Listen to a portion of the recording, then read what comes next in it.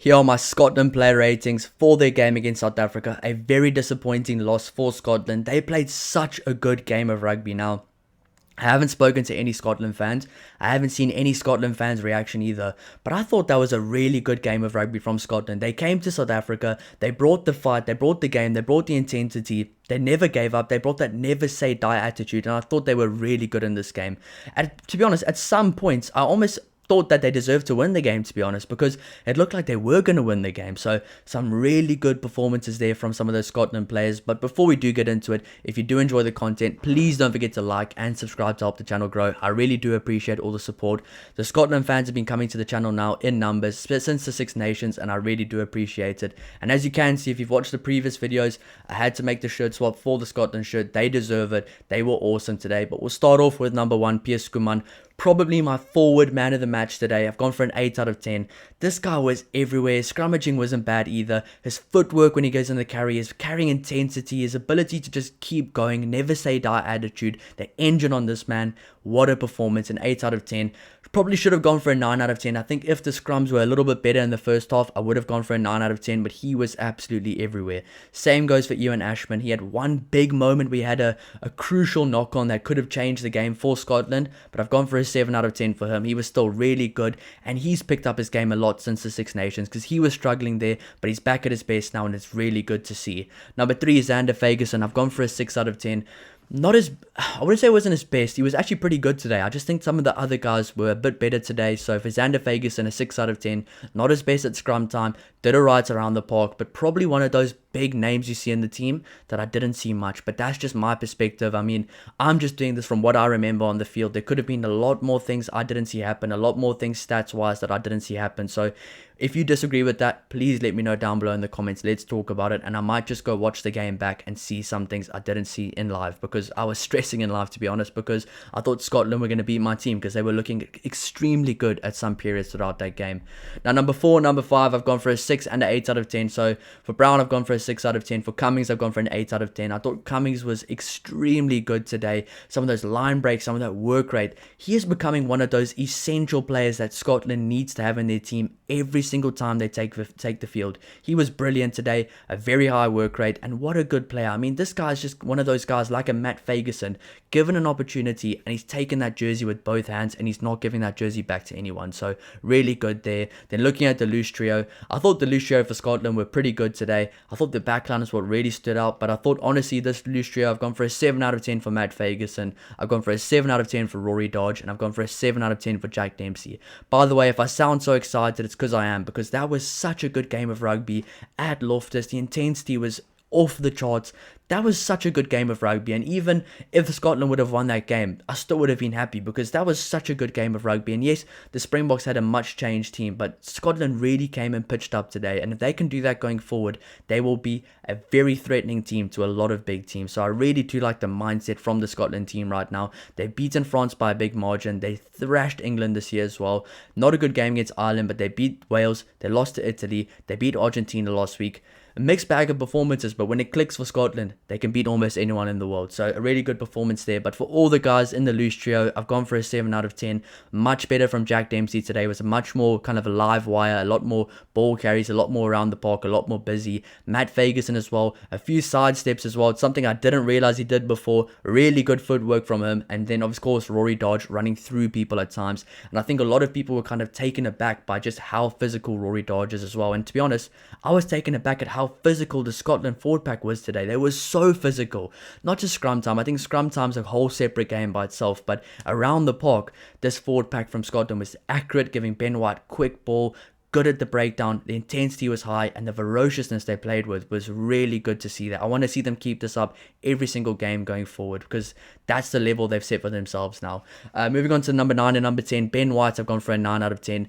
Dictated the game so well, pulled the strings so well, really good pace of play, and even scored a try. He was really good today. He played with no confidence, and he was one of the reasons why Scotland played with that fearless attitude, that kind of we don't care who you are, we're going to take the game to you attitude. And I really like that from Ben White. That's 2 good games in a row. I said we want to see 4 good games from him, and it will really change what Scotland's season looks like. Well, they beat Argentina. They just had a pretty good game against South Africa. They would have probably won this game if it wasn't for a few mistakes. So Ben White with a very good 9 out of 10 performance. And number 10, Finn Russell. Look, that pass at the end of the game, I'm not going to blame that on him. I think everybody was a bit flat. They didn't expect the double pump. It's just one of those things that happen when you try so much in a game. I thought Finn Russell was good today, so I've gone for a 7 out of 10. I thought he was good. He kept the game alive. He did some very good plays. But I don't think he was the best backline player today, but he still did pull the strings well. So a 7 out of 10 for him, but I was maybe expecting a little bit more from him. But I think the Springboks did very well of kind of limiting his options at times. Number 11, Jamie Dobie. I've gone for a 6 out of 10. A few good moments, but other than that, was a bit quiet, kind of got outplayed by his opposition numbers, but still, honestly, a decent performance from him, not a bad performance at all.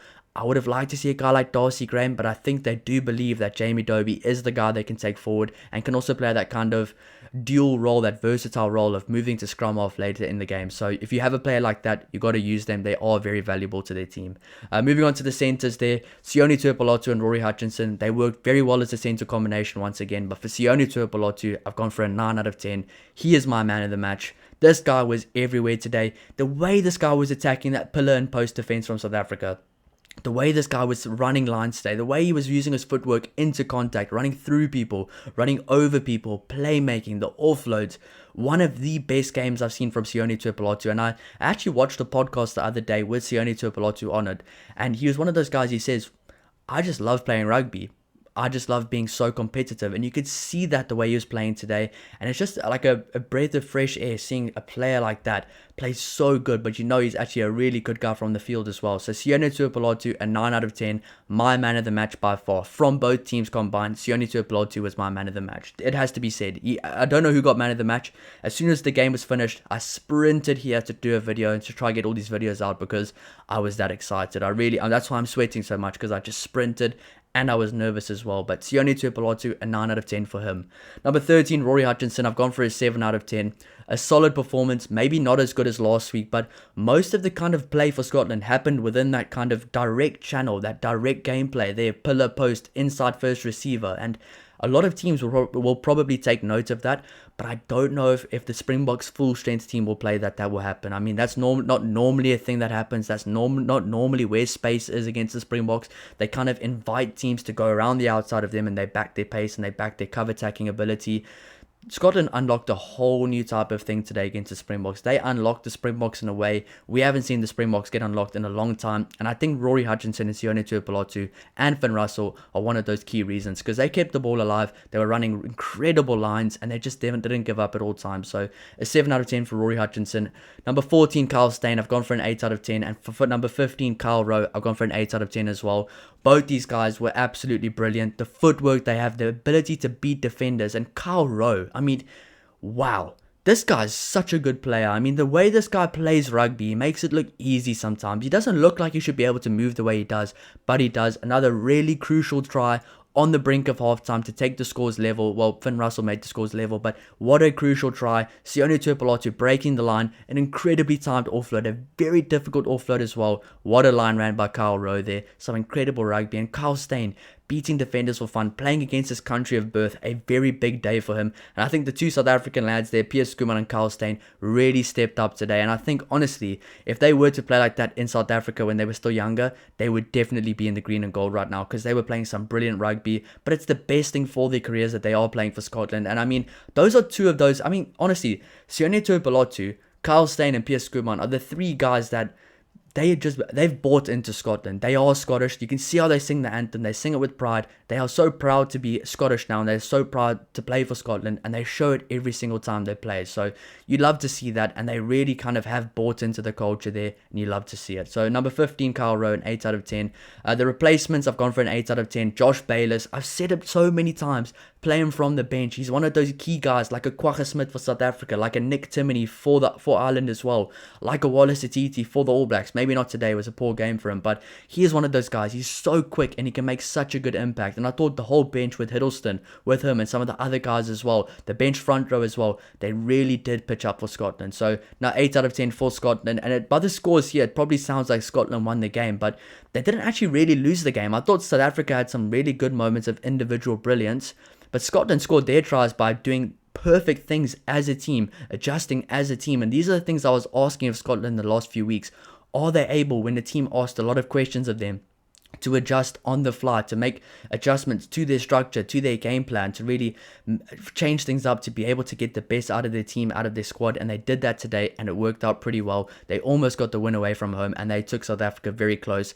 And I hopefully a lot more of my fellow Springbok fans have a lot more respect for the Scotland team right now, because I saw this coming as a very tough game, but it was a really good game of rugby. Now, I would like to see these teams play again later on, maybe with kind of Siya Kolisi, Jasper Wiese and those guys back, because I think it would be a really fun game of rugby to watch, especially in Scotland. So I'm going to try and get to Murrayfield for a game. I'm also going to try and get to Dublin for a game. So I'm going to try and watch all these teams play. So I'll go over the scores one more time. Piers Kumar 8, Ewan Ashman 7, Xander Ferguson 6, Gregor Brown 6, Scott Cummings 8, Matt Ferguson 7, Rory Dodge 7, Jack Dempsey 7, Ben White 9, Finn Russell 7, Jamie Dobie 6, Sione Tuipulotu 9, Rory Hutchinson 7, Kyle Steyn 8, Kyle Rowe 8, replacements 8 out of 10. If you do agree with the comments, if you do agree with the ratings, let me know down below in the comments. If you disagree, let me know why down below. Let's talk about it. I'm always down for a discussion. Thank you so much for all the support, and I'll see you in the next one. Cheers.